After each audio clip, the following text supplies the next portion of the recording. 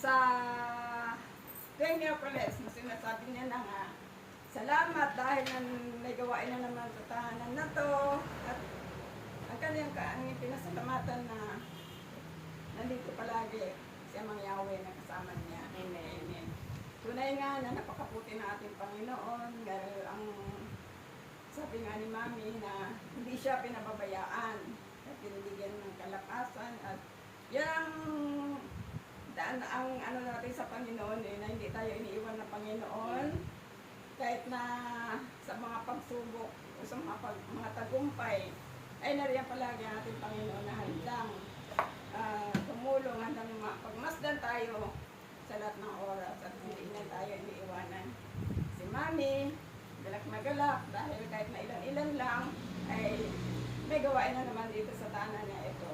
Yun na, sabi na natin Mami na kahit na ilan-ilan, saan man may 2 o 3, narito pa rin tayo. Yun po ang sabi ng Panginoon, hindi kahit Sabi sa ilan. banal na aklat. Kasi family nga po ang family ay hindi po malaking ano yan. Hindi maraming tao. Niya po. 2 hanggang 3. 2 o 3 lang Sakto Mami. na yun. Amen. Sakto na yun sa Panginoon. 2, 3, ayos na yun. Bakit? Kasi maraming tao, maraming problema. Maraming Konting tao, responsibilidad. konti lang ang problema. Amen.